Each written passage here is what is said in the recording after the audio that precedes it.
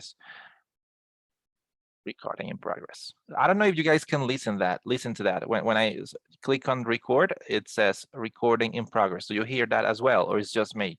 Yes. Yes. Yes, I can. No, it's just that I like it. So that's what I wanted to know that. So guys, we got a little piece of homework over here, as you can say. So basically, it was all about dictionaries, right? So if we remember yesterday, this lesson was about two key topics. First, predict content, and the second, using a dictionary. So the one on predicting content, I really like it, to be honest, because it might sound like something obvious. When you put everything together, you see it makes sense. So if you remember, we said like, okay, anytime you've got a text, step number one, read the title. So the title, of course, should give you some of the flavor of what you are going to read, of course. But apart from that, the next step would be to have a look at the images or graphs it contains, and also the first sentences of every single paragraph. When you do that, of course, you may have a good prediction of the text. Another advice they gave us is that you should think of the kind of vocabulary you will find. You say, so for example, if you know that you're going to read an article on linguistics, you know that you will find challenging vocabulary. So in that case, it would be very handy to have a dictionary. And that takes us to the second part of that, which is using dictionaries. But I'd like to know, guys, the thing is that, well, as we started using this book with a second, I don't know how to call you, because I don't want to say the other group, like, because that sounds like the others or something. But when I want to refer to you, I don't know how to call you, so I will say my second group then. So when as we started using the book with a second group yesterday, there were some things that we didn't explore. So you have seen perhaps that in several parts of the pages of a book, you will find something like this that says Oxford 3000. So I would like someone from the first group to tell the rest of the people what this Oxford 3000 is about, because I believe this context is really important. Who knows that? What is this Oxford 3000 thing? Well, teacher, that is basically like a website that is from Oxford, in where you can find a lot of words that is respect to the level. So you have okay, words. That is true. So it's a website. You will find list of words according to the level, to the Common European Framework of Reference. So A1 to A2, B1, B2, and so on. So that is right. It's an Oxford website, of course. But apart from that, then that number means something. So if you guys Google that, you can do that whenever you want. If you Google Oxford 3000, you will find this website. But it's a word engine, basically, in which you will find words classified according to the level, but also it has got the list of the most important words. I mean, the 3,000 most important words in English. So these are the 3,000 words that you need to learn to have a conversation in English. That's what they say. So that's a very important suggestion for you guys. Whenever you want, just Google Oxford 3000, Oxford 5000, and you will find this amazing tool. So so that's what it means when we find it here, is that there are words and vocabulary that you can expand using the Oxford 3000 tool. So guys, talking about the second section, which was using the dictionary yesterday, we had the last thing we did was to have a very quick view at the kinds of things that we look for when we use a dictionary. So when we use a dictionary, of course, the step number one thing we do is looking for definitions, but also, and that's something which is not included here, because this is about monolingual dictionaries. When we use bilingual dictionaries, we of course also look for the translation, right? So that would be the only thing to include here. If you ask me, what's better, to use a monolingual or bilingual dictionary? There is no problem with that. So I believe that when you are teaching, it's better to use monolingual dictionaries, because you are like exposing students to English in this case more, since they have to read definitions and understand whole definitions. So that level of exposure is positive. But when you are when you're not teaching, but you're just reading and you want to know something, sometimes the bilingual dictionaries can be more useful, because of course you would have a more like a quicker answer to your doubts. So I would say using both is okay. But in general terms, of course, when teaching, especially bilingual monolingual dictionaries are better. So so guys, we said that the homework we had was where the exercises 7, 8, and 9A, right? So in the case of 7, you had to read this vocabulary focus we've got here, and decide which aspects of these words from the article you would record. So this is something very personal, because by aspects we mean this, right? That's what we mean. So so that's what I'd like you guys to do. So just to break the ice a little bit, we are going to do this. We're gonna go to the breakout rooms, and you guys will answer. You will share your answers to the exercises 7 and 8. Okay. So what are you gonna share in the exercise number 7? It's basically what you do in that case. So you would, for example, let's say I did the exercise. So I would say, well, in the case of the word allow, as it's a word that I know how to pronounce, I wouldn't look for the pronunciation, but for sure I would, and I also know the meaning, but I will definitely look for the style or register, because I don't know if it's a formal or informal word. And I also would look for the word class, because it might be a little bit confusing. I believe I will look for those two for those two aspects. You see, so it's a little bit more of a reflection on the knowledge that you have on each one of the words and the things that you believe should be taken into account. That would be it. And in the case of number 8, you know, the questions are there. So it's basically to answer those questions and share those answers with your classmates.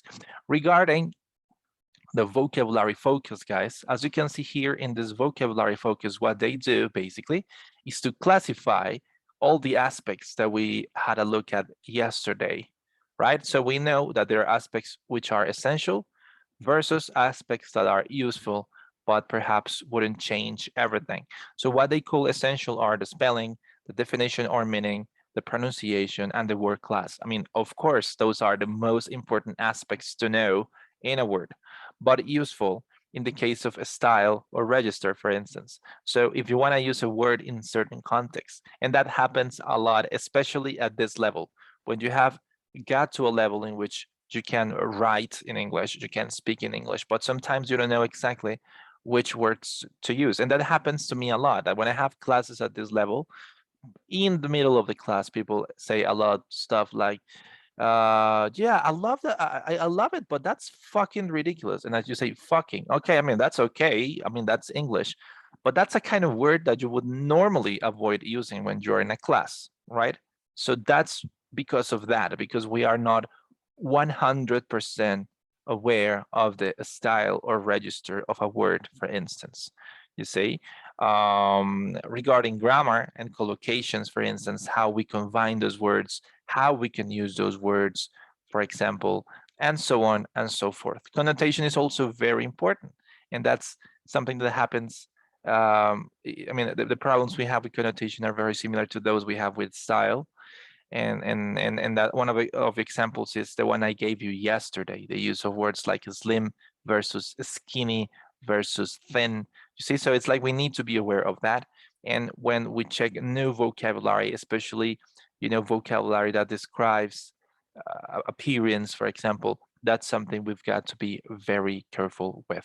So if that's okay with you guys, I will open the breakout rooms so you can work with whoever you want to work with, and just share your answers on the exercises 7 and 8. if that's okay with you. And then we're gonna come back here to have a look at the exercise 9A, and we will conclude this part. Is that okay with you guys? Yes, teacher. Do you have Yes, any teacher. question, guys? Any question, any doubts, whatever? No? Okay, guys, so let's try to do this, and let's try not to make it harder, as I said. So I'm gonna stop the recording so I can create the groups. Okay, guys, so welcome back. Let's see what we can do. So, okay, guys, so we're gonna go over the exercise number 7, if you will. So we're gonna have a look at each one of these words and perhaps highlight those aspects that we believe are important to keep in mind regarding each one of them. Okay, so let's start talking about allow. If we check that word in the dictionary, what aspects should we take into account? What do you believe is the most important thing to keep in mind when using a word like that one, like allow? What would you say, guys? Have you got any idea, perhaps? No? The meaning? Yeah, that's somehow like the most obvious word regarding that aspect. I will also say that it's just about the meaning, the definition. That's essentially what we would do. But if we jump to the second one, fairy tale, you'll see the difference. You'll see the difference between using a word like allow in any text versus fairy tale. In the case of fairy tale, apart from the definition, what else can we say? What about, for example, the connotation, guys? What can we say about the connotation of fairy tale? If you are using that word in any text, what connotation does it have? Or what can we say about that aspect?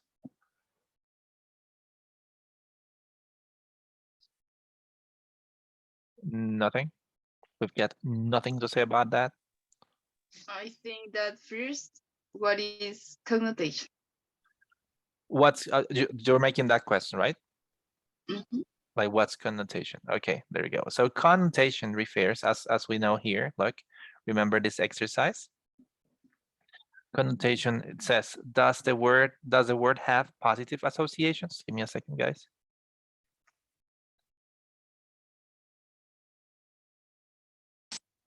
So I'm sorry. So as we said here, it says, does the word has positive connotation? So that's part of what connotation has to do. One of the things that we analyze when we check connotation is if the word has got a positive or negative connotation. But apart from that, that also refers to the context in which this word could be normally used, a specific context it could be used in. So for example, in this case, if we talk about the connotation of fairy tale, we would have that this is a word that is normally used in texts or in contexts associated with children. You see, so this is a word which is used a lot in that context. So you would use the word, the expression fairy tale if you are writing a text or if you are talking about something related to children, which means at the same time that fairy tale could have a negative connotation if you use it in a context outside of that. You see? So if you say something like, in my classes, I love reading fairy tales to my students, and you are referring to having a class with children, it's like, okay, we understand that. You see, but, and this is very obvious, if you're talking to a friend of yours and you see, and he or she's telling you a story about something he or she's doing or something he or she likes or wants, and you say, you love fairy tales, don't you? That could have a negative implication, connotation there, because you would be telling that person that this person uh, feels or believes that everything is just magical, or that this person is very naive as well. You see, so that could have a negative connotation in that case. Fairy tale. What about feast day, guys? This word feast day. What happens with that one if we see this word or we want to use it? Could be I don't know. Huh? Yeah. essential, I think. Yes, Magdalene? I couldn't hear you. Yeah. Repeat, please. I think that word is essential. Could be. The word itself is essential. Yeah, it's a word that you could use in a word class. It's a definition and good pronunciation. Of course, absolutely. Regarding that word, we'll check the spelling, definition, pronunciation, all of these aspects. But my point here Yeah. is Mhm. that what's special about that word, I would say, is especially the connotation, because this is a very informal word. You see, that's an informal word. So in that case, we would take that into account. That's what makes this word special. That would be the element to be more careful with. The fact that it's an informal word, which means the style or register. Something similar happens with multiplex. What happens with multiplex? What makes it somehow special, or what is the most, special aspect of that word, multiplex? What can you say? No, teacher, I don't know. This is, in this case, guys, in the case of multiplex, what makes it somehow special is the variety in this case, the variety, because this is pure British English. So for example, why do I say this? If we know that we are writing a text, and this is something I've said before, as you progress in your learning process, it is really important to choose a variety and try to not to stick to it, but try to use that variety consistently. So for example, if you say, well, I think I will try to focus on the American English, which is the variety that most of people use, that means that if you are writing using American spelling, American vocabulary, you would try to avoid mixing that variety with the British, for instance. So you would try not to use vocabulary of British English. I mean, you can do it, and that's not a mistake, but that would be a little bit confusing for a person who reads a text you compose. So imagine if you meet a person who speaks perfect Spanish, but with a Colombian sort of Rolo accent, but he uses a lot of words from other varieties of Spanish. That sounds a little bit confusing. And actually, I've seen that myself with native speakers of Spanish, you see, and that's okay. I mean, no big deal. That's not a problem, but it's a little bit confusing. So I'm sure that you've got partners or friends who speak in Spanish and they say a lot like, ay, no mames, ay, es que es súper chido. Stuff like that. I've heard people doing that. That's confusing. I mean, it's okay. It's not a mistake. It's not a huge problem, but that's still confusing that they have this Rolo accent, but they use lots of Mexican words. That's okay. That's okay. No big deal, I insist, but it's confusing. It's a little, it's not that good. I mean, in informal contexts, no problem. But if you're writing a formal text, you would rather not do that because that might be a little bit, weird. So something like that happens with multiplex. That's a British word. So in that case, if you prefer to use an American variety, you would say cinema instead. For example, what happens with nerdy, guys? I'm positive that by now you more or less understand what's the purpose of this exercise. So what happens with nerdy? The style or register. There you go. The register could be one of the things to take into account. There you go, Angie. Very good. Because what happens with the register or style of this one? Because, for example, I think that it's the first time that I see nerdy. So I don't know what is the difference this word nerdy with nerd, and when I have or when I can use it, right? And in the point 8, it says like if it's a word formal or informal. Is it somewhere here? No. Okay. Yeah, There you go. That's a fine. very good question. Okay. Thank you very much, Angie, for your question. So what's the difference between nerdy and nerd? Basically, the word class. So nerd is a noun, right? Nerd is a noun, and nerdy is an adjective. That's the difference. So for instance, you say, well, that movie is very nerdy. If you talk about Star Wars, for instance, that's a very nerdy movie. Or that's a very nerdy band, you know? So you use it as an adjective, and nerd is a noun. And then you're taking us there to the question number 8, as you said. I mean, answer 5, is nerdy formal or informal? Well, that's the other aspect. So the other aspect to keep in mind has to do with the register and the connotation. So the register, that word is informal. That word is certainly informal. And at the same time, that word could have sometimes a negative connotation. So there is this very thin line that divides this word from being positive versus negative. Something similar happens in Spanish when we say ñoño, right? So that could be something positive, actually, in some cases.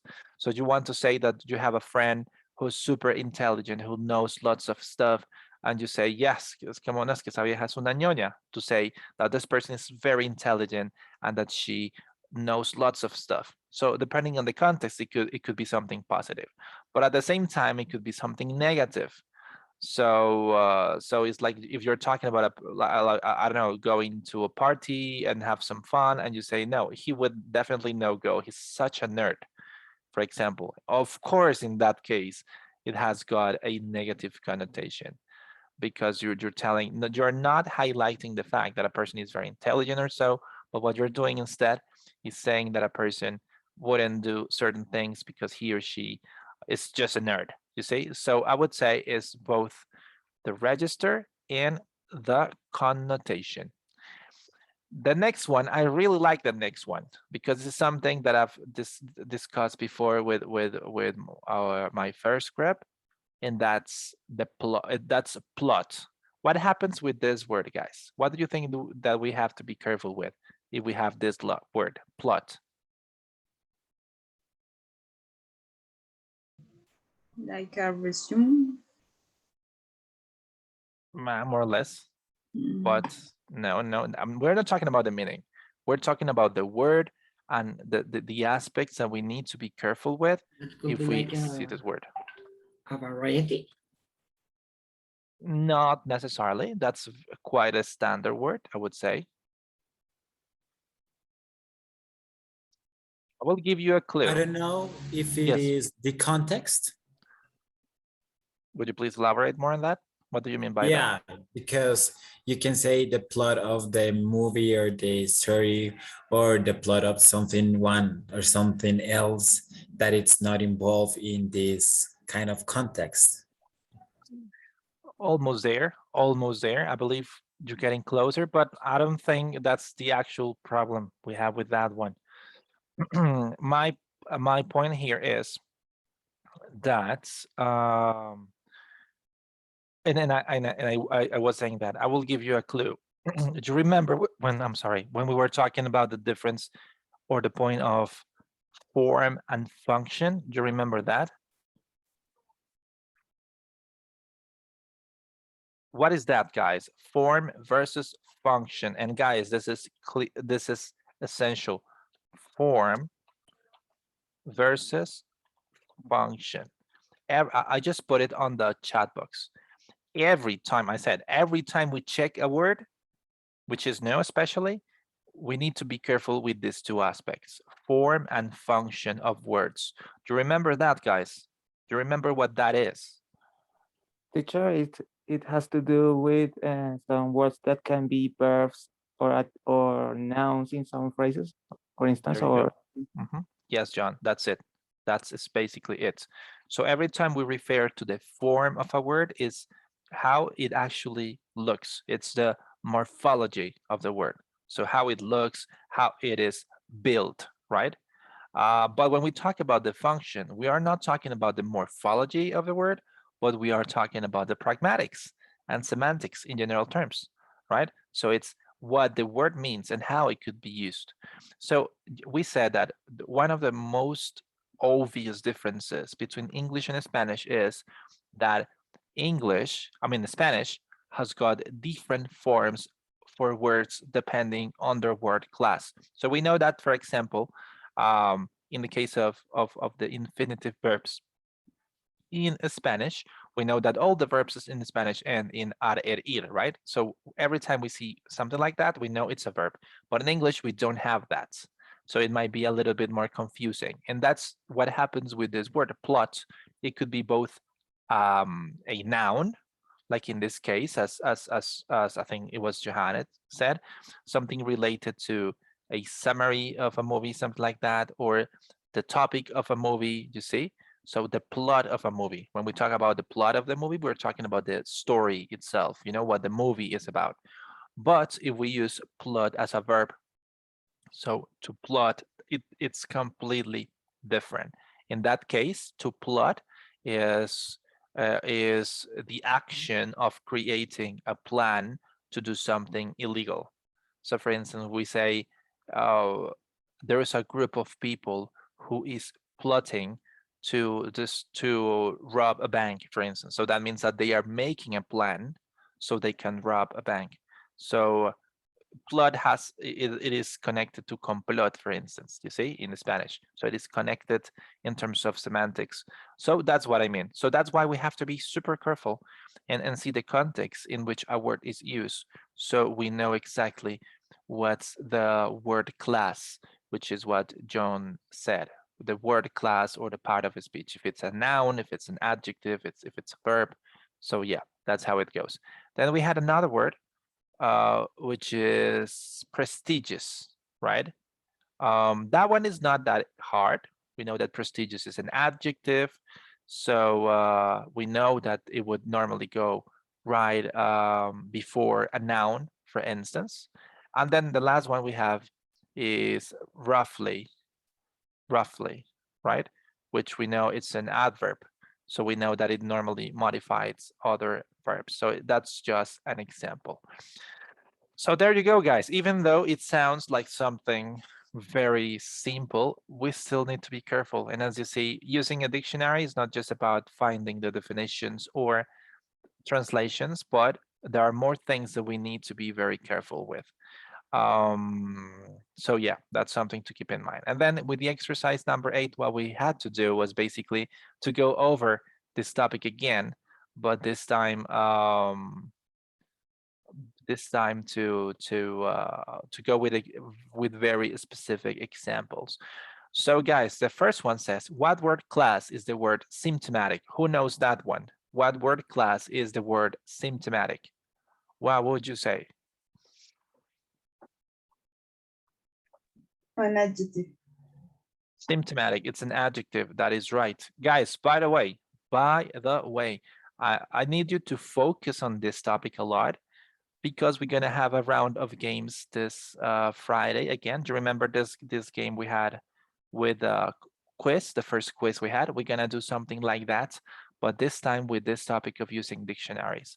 So I really need you to focus on these kinds of questions, because we're going to do something like that on Friday. So yeah, symptomatic is an adjective. What is the definition of mutation? How would you put that, guys? What would be a definition for mutation? How would you put that, guys? A definition for mutation. What's a mutation? Come on. A permanent change in an organism or the change organism itself. Great, Valeria. That's quite an elegant definition. Absolutely. That would be something like that, like a permanent change in an organism. That sounds just perfect. Thank you. We've got number 3, which is, which preposition usually follows the verb deal? A preposition that normally goes with deal. So we say deal, and then the preposition. Deal with, right, Nicholas? Yes, deal with. That's what we call collocations, right? So the collocations is this combination of words that normally go together. Number 4, is transformation countable, uncountable, or both? What would you say? That now, is that, Teacher, yes?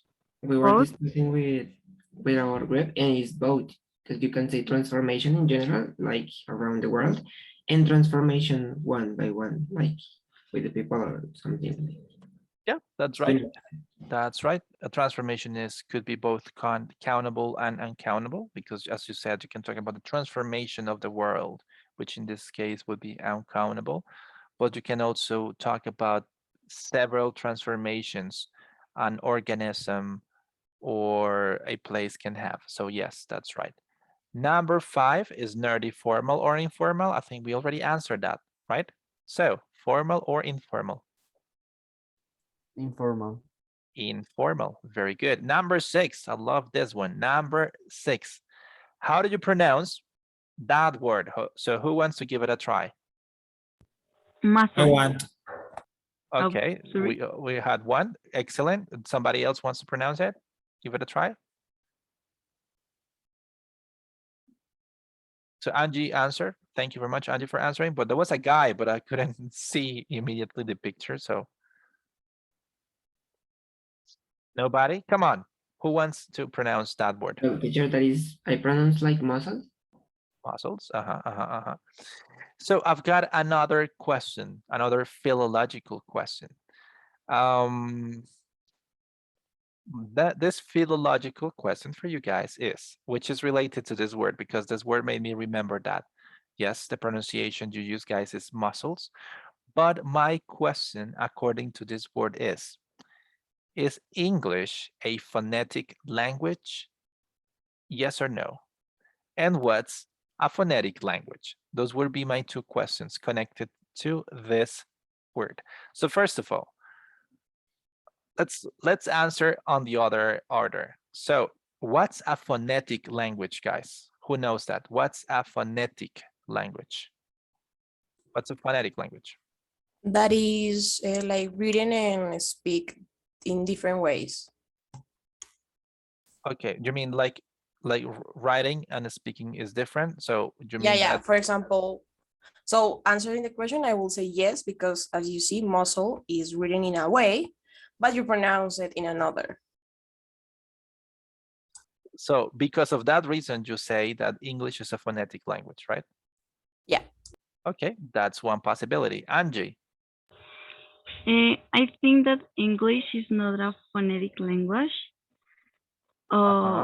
Because I'm reading that a phonetic language is like when there is a direct relationship between spelling and the sounds, right? And for example, in this word, I don't see this relationship. So for that, I think that it is not a phonetic language. Thank you very much, Angie. So thank you very much, Valeria. So as Valeria said, it has to do with the fact that writing, or in this case, spelling, has a relation with speaking. So that is what the phonetic versus non-phonetic languages are about. But as Angie said, in this case, what we call a phonetic language is language which has that direct connection.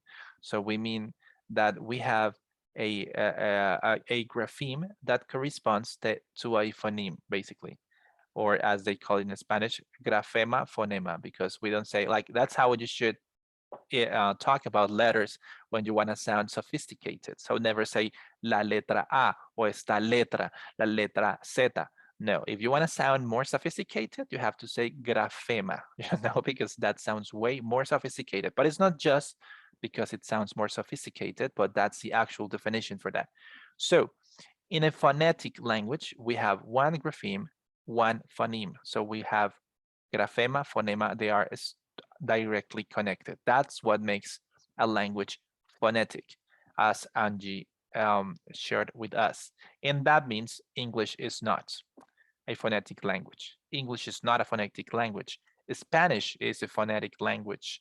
And of course, there are varieties, of course, and people pronounce sounds differently, but Spanish is a phonetic language.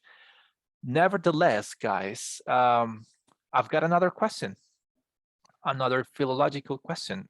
Has English been always non-phonetic? What do you think?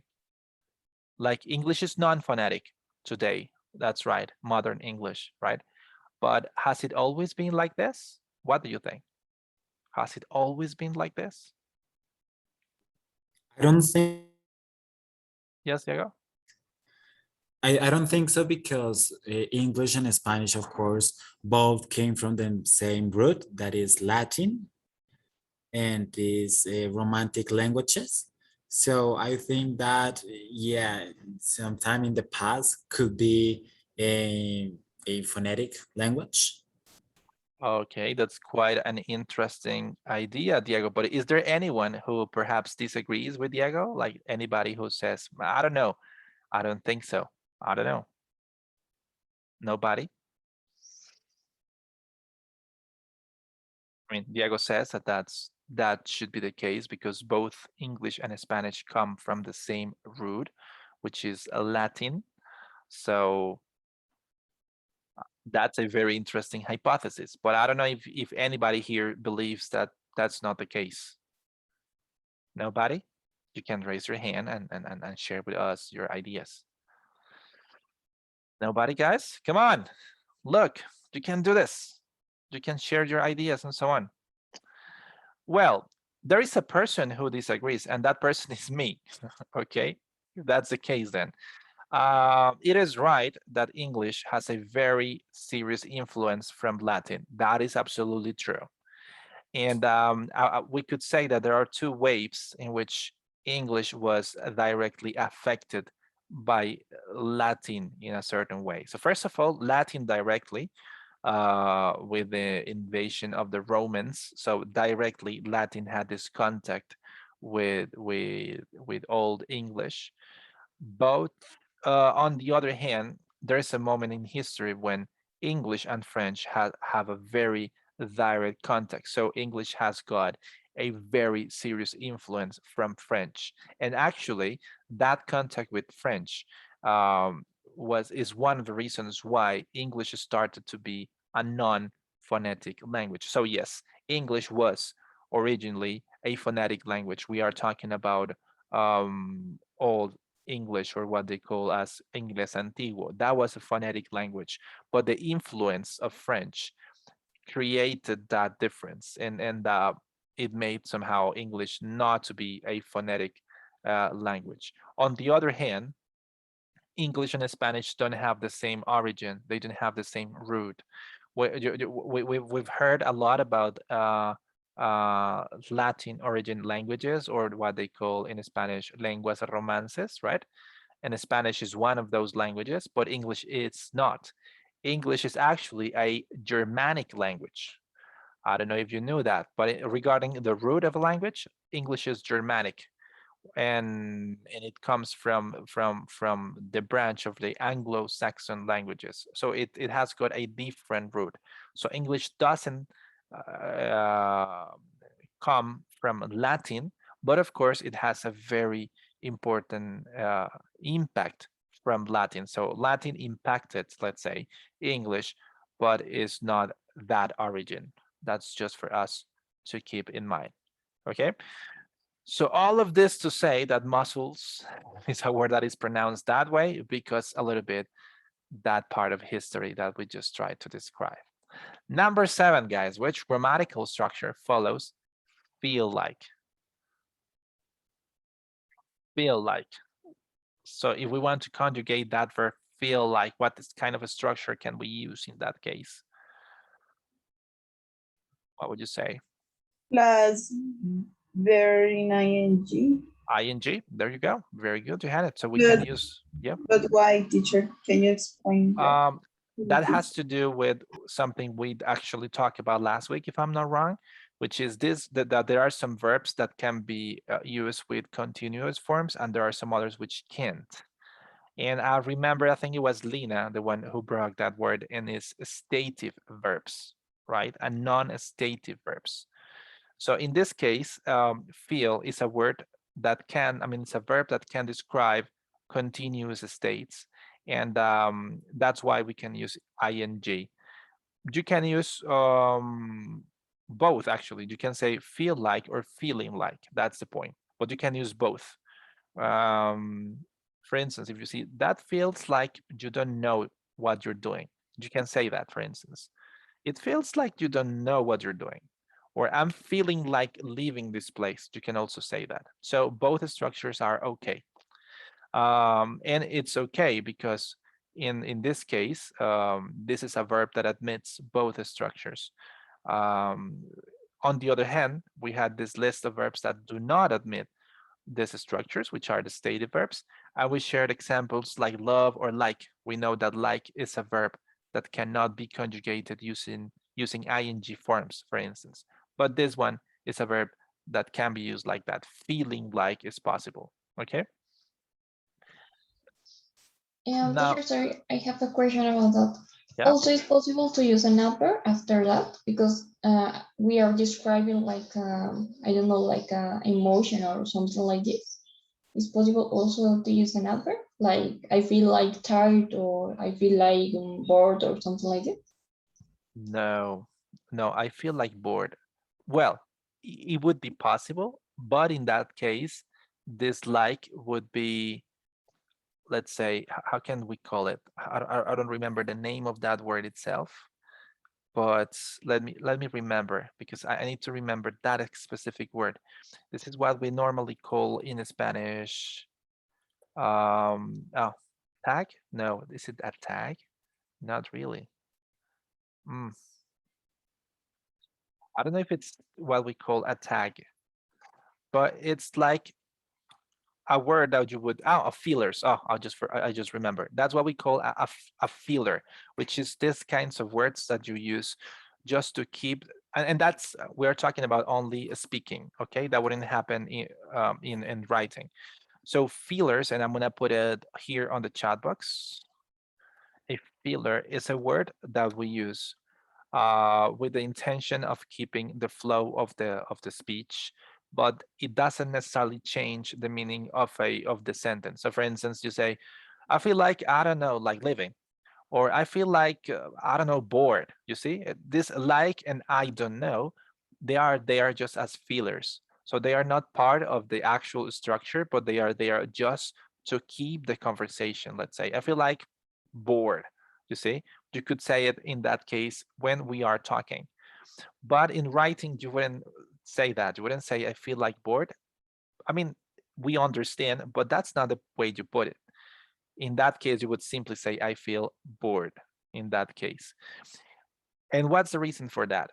Because when we are using this structure, feel like, we are not talking actually, we don't mean actually feeling. You see, it doesn't mean necessarily feeling that, like you feel something. When you say it feels like, it sounds more like it seems like. You see, you're talking about how something looks or how something seems to be, rather than something that you actually are feeling. It's like I want to, says John Gonzalez. What do you mean by I want to, John, in that case? Well, teacher, because it's like when I've seen this structure, I feel playing football, for instance. I feel like playing football. It's like I want to play football. That is right. I get it. Yes, that's another possible use. That is absolutely right. So in this case, you see the example John is giving us is just perfect, because in that case, you're not talking about your feelings or sensations, but in this case, something you want to do, you see? So I feel like playing some football, you see? In this case, is as if you were saying, I want to play football. So that is absolutely true. That is absolutely true. So in this case, feel like could seem, especially like when you want to say do something, you would use that structure. But also, when you want to say that something seems another thing, you would also use it. So this is what, like in this case, it's more similar to a phrasal verb even. You see, so that's the point. Feel like is not the same thing as feel. You see, that's the point. Using like with feel changes completely the meaning. So so we need to focus on the whole structure and not just on the verb, because the meaning is completely different. You say, I feel lonely, I feel like playing football. You see, two completely different things. And that's what happens when you put the two words together. There you go. Is there any other question about this, guys?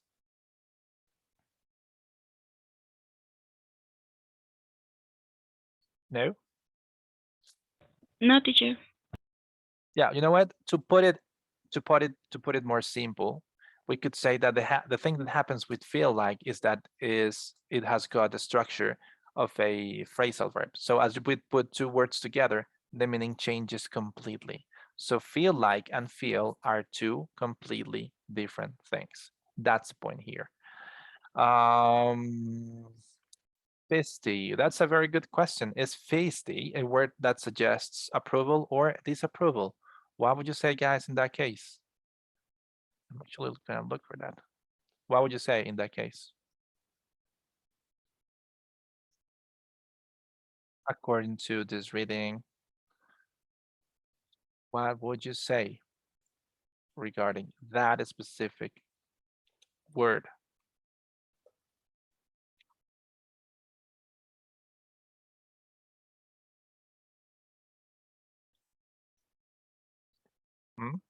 No idea.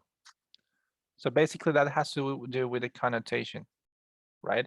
So in this case, when they put it like that, like approval versus disapproval, that sounds a little bit confusing, I know, but it basically means that if the word has got a positive or negative connotation. So normally feisty, I think there is a message. Yes, Magdalene. Normally a feisty would have approval because that's a word that suggests something possible or something positive. You know, like a person who is very brave and who can do stuff. So in that case, it would suggest approval. And the last one says, which verb goes with a mess, a fuss, a profit? Which verb would go before this expressions, guys? What would you say? Which verb would you put there? Make. Make. Make a mess, make a fuss, make a profit, you see? So that's another example of collocations that we can use in this case. Okay, guys, so as you can see, even though it seems like something we can do just like this, it takes some time. It takes some time because it's not just using the dictionary itself, but how we place our attention on words and how we analyze them and how we learn to somehow use them a little bit better. We've got lots of different examples and basically all the exercises that you guys have had for homework are about pretty much the same thing. You see, it's like we see the words and we can say so many different things about the words and aspects we need to be careful with. Yes, just like to give you an example in the case of the exercise 9a, the two first examples, like fall. You see, fall is one example of those words in which we need to be careful with the word class, you see, because one thing is fall as a verb, one thing is fall as a noun, so it changes completely the meaning. So we need to be careful. Same thing happens with nosy, which is an informal word and also has a negative connotation. You see, this is the kind of analysis we need to get to whenever we want to you know, use words the right way. Okay, so guys, I'd like to know if you got any question before we continue with the next thing we're gonna do. I don't know if you got any question, comment. I don't know. Like this is the moment for you to tell me if there is anything that you want me to expand, perhaps a little bit, by any chance. No. No, teacher. Okay, thank you. Teacher. Okay, guys, so we're gonna make a little pause here, if that's okay with you. And as I said, as we were doing these exercises in groups, I was jumping from room to room and just see how things were going.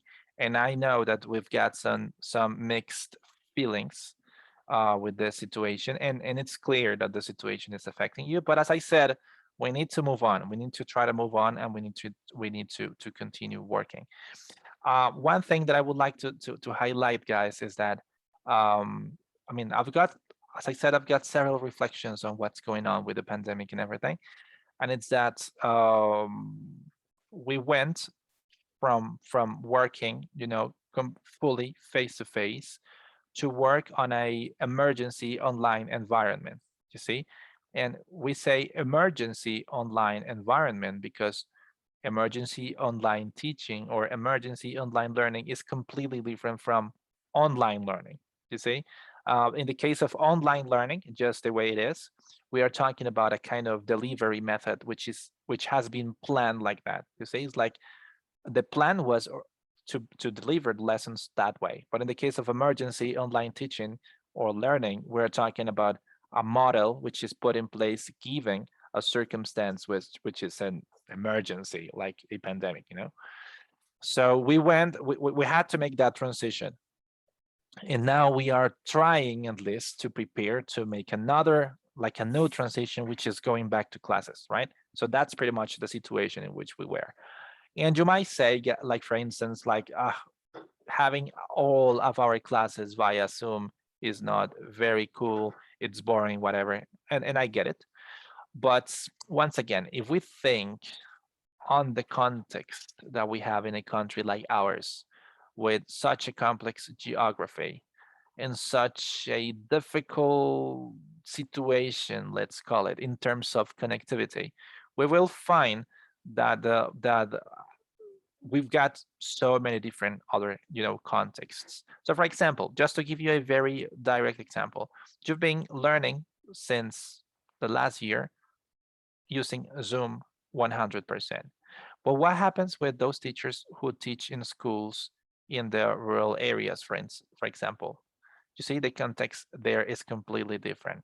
Some of them have been teaching using only WhatsApp. So for instance, they send learning guides via WhatsApp. So their students work on them and they send them back using WhatsApp. So the infrastructure we have is completely different. We have Moodle and Zoom, for example, and they got WhatsApp and that's it. For example, there are some people even that have no connectivity at all. So teachers would go from house to house,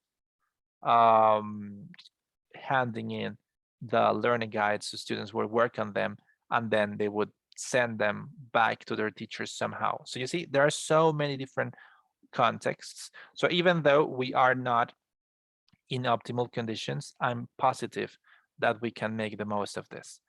All of this super long introduction basically to say that we need to start working on this project that we suggested. So I'll give you a little bit more of a context so we know exactly what to do and you guys can start working on that. Just Johanna, please.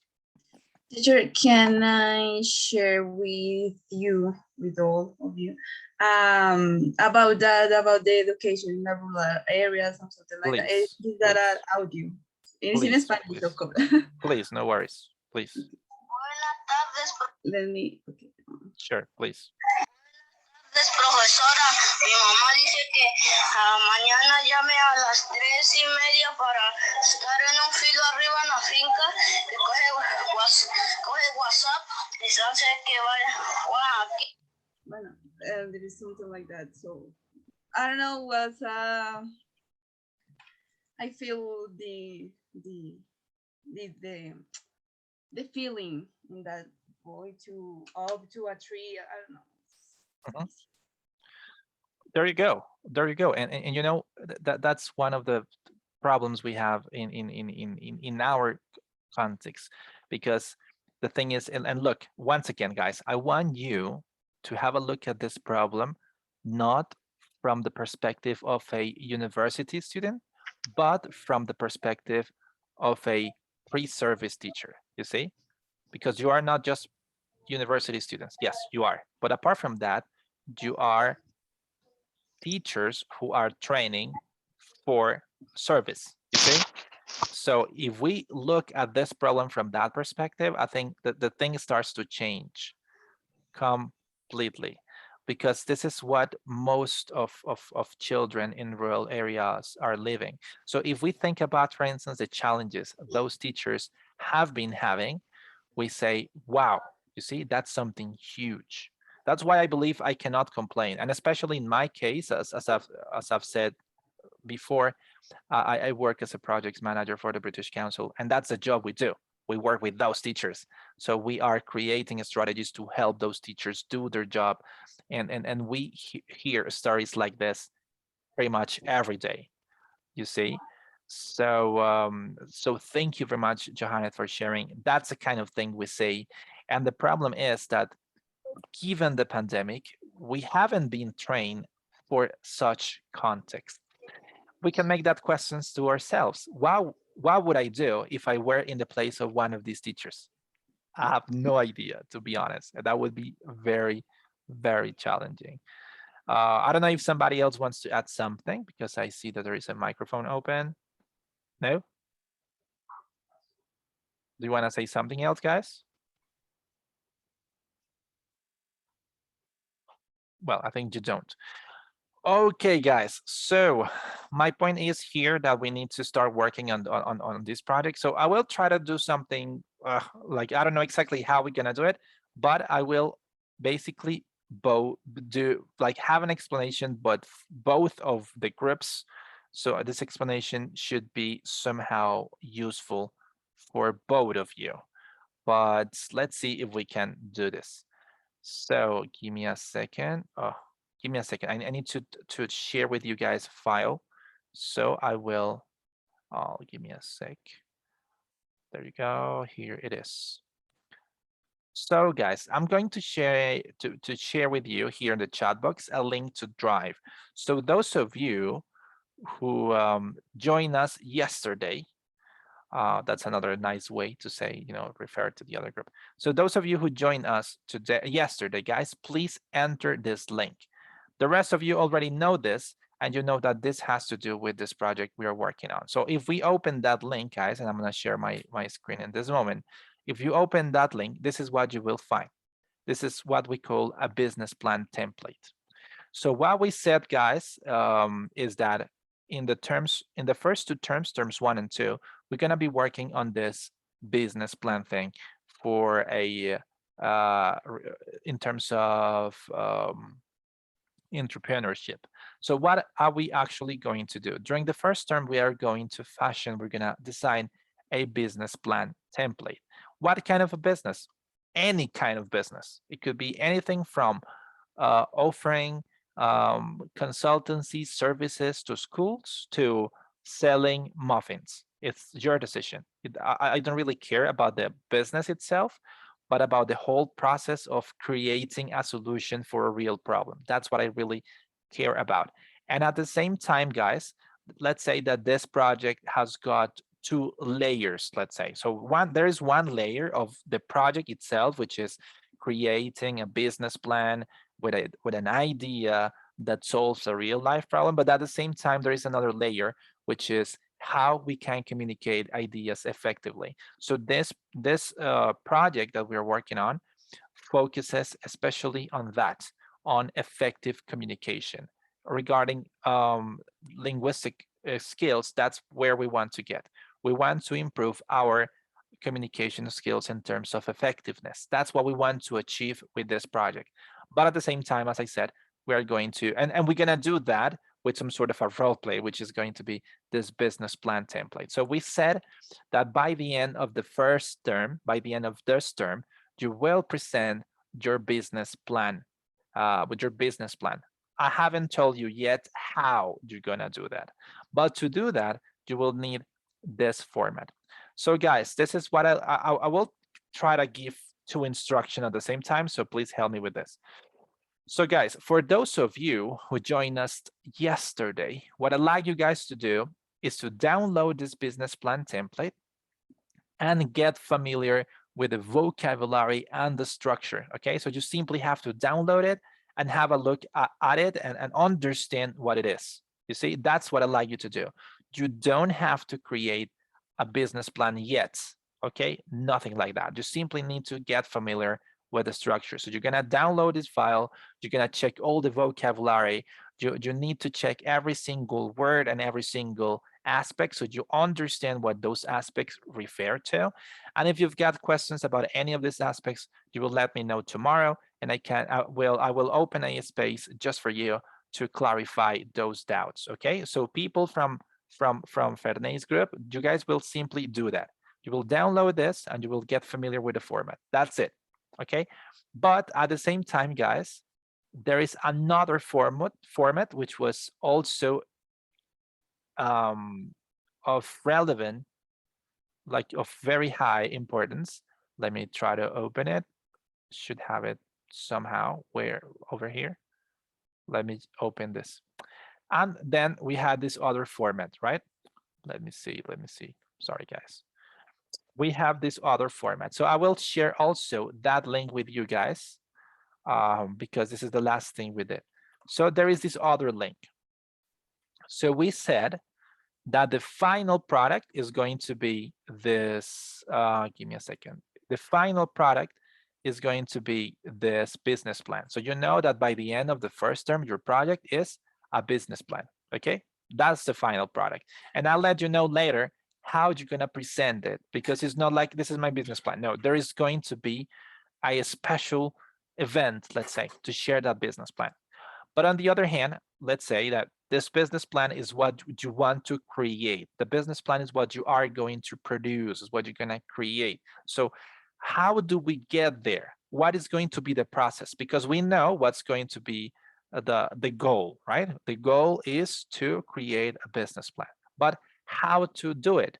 Well, we said that to do it, we were going to use design thinking, and design thinking is a methodology for creating solutions. That's what we said. So the other thing that I'd like you guys to do, and I'm talking about the second group, it's to have a look at this website. You will enter there. I would like you to create an account and then simply explore the platform and the format that I share with you. This is the format that I share, you see? So I just want you to have a look at this format, just to see the format, the parts it has, just perhaps to note your questions, you see? That's the only thing I want you to do. So I want you to do those two things, to check this format and to check this other one in this website. You don't have to write a single grapheme, okay? You don't have to write anything. You simply have to check the two formats. Is that clear, guys? Have you got a question about that? Not too sure, everything is clear. Yeah, it's just to check it out, just to see what it has. That is it. But talking about the first group, guys, as you guys have got here, and as you guys have already checked this, this format, what I'd like you to do is this. First, this time I'd like you to focus on the steps on creating this format. Because as you'll see, we've got a format right like this, but the way we will work on this is not that obvious. So as you can see, it says you click on here on the right panel. We've got, you see the steps that we need to follow. So these 13 steps are the steps that we're going to follow in order to complete this format. So it says start here. So we're going to start with the project title and date. So what I'd like you guys to do for tomorrow, I need you to make the groups. Okay, so I need you to start thinking about the groups. We said that this is a project that we're going to work in groups of 3 to 4 people. Okay, 3 to 4 people. That's the number. In case you want to work this project, you want to work on this project with people from the other group, you can do it. But that's something you need to negotiate there. Okay, you can do it. So so that's it, guys. I need you to check the steps on the process, just to see more or less what's ahead, what we're gonna do, and I need you to have a look. Apart from having a look at the format, also to talk to your classmates so you can start thinking about who you want to work with. We need to have that by tomorrow. So tomorrow you gotta tell me, look, this is the people I'm gonna work with, because I'm gonna give you very specific instructions on this tomorrow. Okay, so those of you who come from the second group, you need to speed up a little bit, because ideally we're gonna start working on the first activities by tomorrow. Okay, but as I said, you can work with people from the other groups, but you need to talk about that. So tomorrow we can make that decision. Remember, groups of 3 to 4 people, and you're gonna be working with this. Those of you who are in the first group, we know that you're gonna be working with this team in the first and second terms. And those of you who are in the second group, you know that you're gonna be working with this team during the first term. If you ask me, I would say that the easiest thing to do would be to make to make the teams with people from your own group. You see, so the people who are in the first group make groups with people in those groups, and same thing happens with the others in the second group. That would be the easiest thing. But if you want to work with somebody from the other group, we can sort it out. I think we can do it. I think it's not a big deal. Okay, guys, so far, that's the only thing. I just need you to have a look at the two formats and see the structure and get familiar with it, because that's all we're gonna work on. Remember, you're gonna design a business plan that's going to be the final output, you know, the final product of this project in this term. And it could be any kind of business. It doesn't have to be necessarily related to education if you don't want it. It could be literally anything. If you want to sell, I don't know, as I said, muffins, pies, or clothing, that is your decision. The point here is the process, not just the products. Okay, so guys, have you got any additional question on this? No questions? No, teacher. No, teacher. There you go. That's great. So I just want you to, yes, mister, yeah. How many people could be in the group? 3 to 4 people. Okay. 3, maximum 4. Otherwise, that would be just crazy. And I believe it would be not very nice to coordinate so many people. So I would say 3 to 4. So that means we would have around, yes, like 10 groups. If we got actually more, that would be almost like 13 or something like that. But whatever, we're gonna focus on that later. Okay, guys. So in this moment, I will stop recording the session. As I said, I will upload it to this YouTube channel